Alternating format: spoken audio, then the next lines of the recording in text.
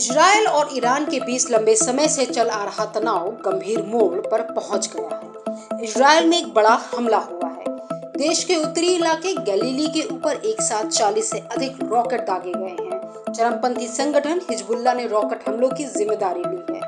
Lebanon में Iran के proxy Hezbollah ने एक बयान में कहा कि उसने उत्तरी इजरायल में इजरायली सेना की तोपों को निशाना बनाते हुए दर्जनों रॉकेट दागे हैं। तो आखिर इजरायल और ईरान में ये दुश्मनी क्यों है, आज हम आपको बताने जा रहे हैं।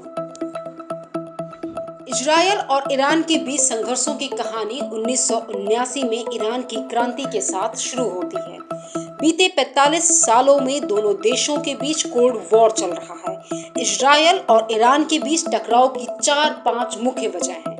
दोनों देशों के बीच ऐतिहासिक, जियोपॉलिटिकल और वैचारिक मतभेद रहा है। इसके साथ ही मिडिल ईस्ट में एक दूसरे के हितों के टकराव से जुड़े मुद्दे ने भी दोनों देशों के बीच विवाद को हवा दी है।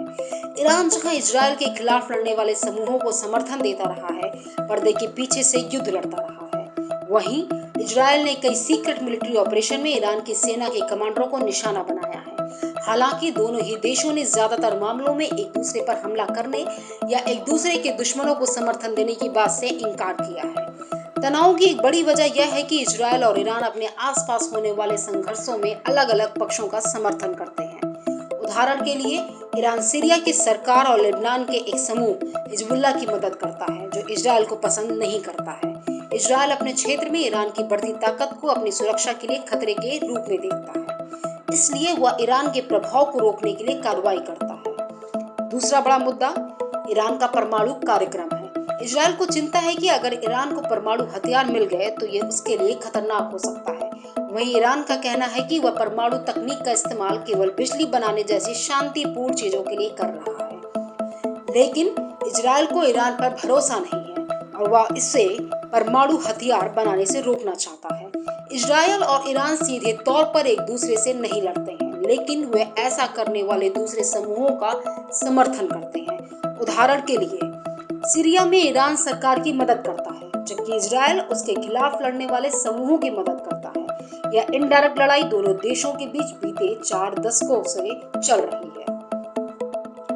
इजरायल और ईरान के बीच दुश्मनी की शुरुआत 1979 में हुई, ईरान की क्रांति के बाद से।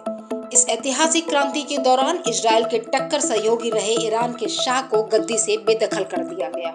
ईरान में एक इस्लामिक गणराज्य की स्थापना हुई। इसके बाद से ही ईरान के सर्वोच्च नेता अयातुल्ला रुहुल्लाह खुमैनी और उनके उत्तराधिकारियों की अगुवाई में इजरायल विरोधी रुख अपनाया जाने लगा। इजरायल को छोटा शैतान बताया जाने लगा और इसे पूरी तरह से तहस नहस करने की आवाज बुलंद की जाने लगी। आज भले ही इजरायल और ईरान एक दूसरे के जानी दुश्मन हैं, लेकिन एक समय ऐसा भी था जब यह दोनों देश एक दूसरे के कट्टर दोस्त हुआ करते थे। 1948 में ईरान की क्रांति से पहले दोनों देशों के बीच अच्छे संबंध थे। 14 मई 1948 को अस्तित्व में आए इजरायल को मान्यता देने वाला ईरान दूसरा मुस्लिम बहुल्य देश था। यह दोस्ती साझा हितों पर आधारित थी।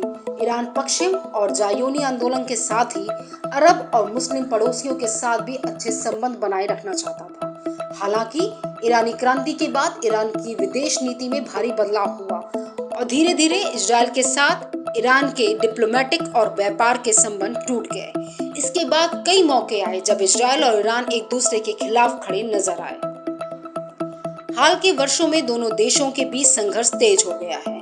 ईरान ने पाकिस्तान, इराक और सीरिया सहित कई देशों के सैन्य बलों को पिछले दरवाजे से समर्थन देकर इजरायल के साथ टेंशन को बढ़ावा दिया। ईरान के पास परमाणु ताकत आना हिजबुल्लाह, फिलिस्तीनी इस्लामिक जिहाद जैसे इस्लामी समूहों को इजरायल पर हमले में मदद कर रहा है। वहीं इजरायल सीक्रेट मिलिट्री ऑपरेशन और हवाई हमले में ईरानी सेना के कमांडरों को मार रहा है। अगर ईरान इजरायल पर हमला करता है तो इसका असर सीरिया, इराक और लेबनान पर भी होगा। ईरान जॉर्डन में भी अपनी सेना उतारकर इजरायल को घेरने की कोशिश कर सकता है। अगर इजिप्ट की रेड लाइन क्रॉस हुई तो वह भी इस जंग में कूद सकता है। इसके साथ ही पैच, अगर इजिप्ट की रेड लाइन क्रॉस हुई तो वह भी इस जंग में कूद सकता है। इसके साथ ही इजरायल के साथ जिन देशों का सीमा विवाद है, वह भी इस जंग में ईरान का साथ दे सकते हैं। सीरिया में रूस के फाइटर गश्ती प्लेन पहले से ही मौजूद हैं। अब ईरान और इजराइल के बीच तनाव बढ़ने के बाद रूस ने सीरिया के गोलान हाइट्स में अतिरिक्त सैन्य कर्मियों को तैनात करना शुरू कर दिया है। हालांकि यूएई और सऊदी अरब ने अभी तक इस मामले से दूरी बना रखी है, लेकिन युद्ध होने की स्थिति में इसे इजराइल के लिए ट्रेड रूट बंद करने के लिए मजबूर किया जा सकता है। इन सभी चीजों से पूरे मिडिल ईस्ट पर असर होगा।